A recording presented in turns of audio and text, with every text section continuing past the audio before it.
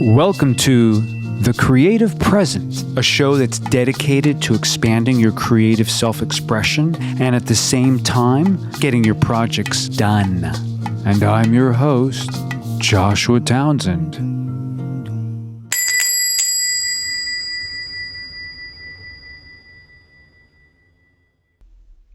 We are constantly looking to be surprised. We don't want the same old, same old. We want discovery, we want newness, we want to feel like we're experiencing something in real time with you, the artist, with you, the creator, with you, the actor, the writer, producer, director, whatever it is. We want to feel like we are on the ride with you and we're going through the twists and turns, the hills, the valleys. We're like, whoa!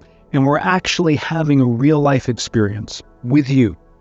And one of the ways to do that, and it's a very sophisticated way, but one of the ways to do it is to allow the unconscious to come up through a highly mundane, day-to-day, regular event. And what I mean by that, I'll give an example so you can see it really clearly. So for instance, I'll share something from my life. So I was chatting with someone, and this was probably about 10 years ago. I was chatting with someone and we were talking about, growing up and, family and blah, blah, blah. And this person, I think it was a lady, who asked me, "Oh, what's up with your mom?" And I said, "Oh, my mom." And in that moment where I would usually say a trained opera singer and then, share more about her passions in life. And in that moment, I was caught between she is and she was, because she had just passed like maybe a year and a half, probably about 2 years ago at that point. And I literally couldn't. And in that moment, this huge amount of inner life came up and out.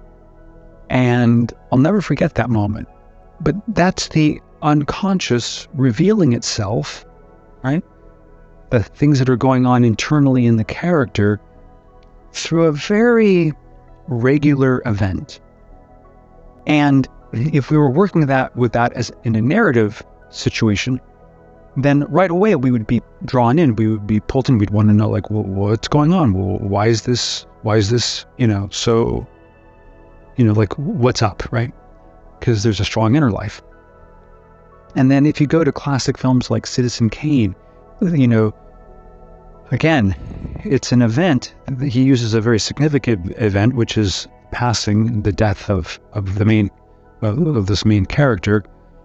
And the last words on his lips is Rosebud. And so then the whole film becomes about a quest to find out what Rosebud was or is to this character.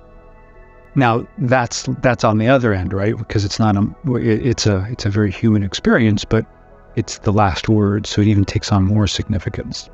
And so what we're looking for is opportunities to place our characters into situations where their inner life comes up and out without their conscious knowledge, without them being like astutely aware of what it is. It's just a reaction, a response, and there's a big well of life underneath it.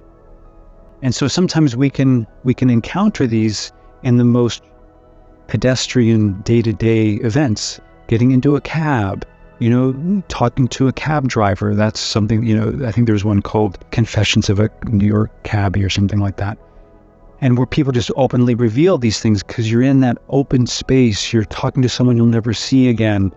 You're a free association, or you're on a plane and you're just chatting with someone and you can tell them anything because you most likely will never see them again. And if you notice in those environments, the closer you get to the end of your journey, most of the time people become more and more revealing. People become more and more truthful because it's towards the end. And so now you won't have to sit in awkward silence. You won't have to deal with any kind of aftermath, if you will, if you do reveal or share something of significance. And I noticed that as well at the end of road trips, at the end of taking someone to the airport, there's a whole life event there, right? You just heard it in my voice. I took someone to the airport once after a retreat, and she opened up about all these amazing things that she had kept to herself, for the 10 days. Filling out a hotel registration card, someone asking, what do you want for dinner? It could come up in the most innocuous ways. And then all of a sudden something gets lit up on the inside and the character reveals themselves. So look for those opportunities in whatever it is that you're writing right now. Look for it, hunt it out. It's not as overt as a choice point because it's something that you, the writer, will need to layer in with your character. But the value and the ability to make your scene or your story or your event or that moment richer, more powerful is unbelievable. It'll take the work to a whole new level for you.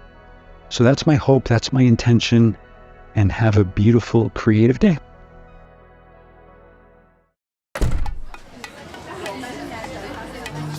Thank you for listening. If you love what you're listening to, please subscribe and then share with fellow creatives. For more, go to joshuatownsend.com.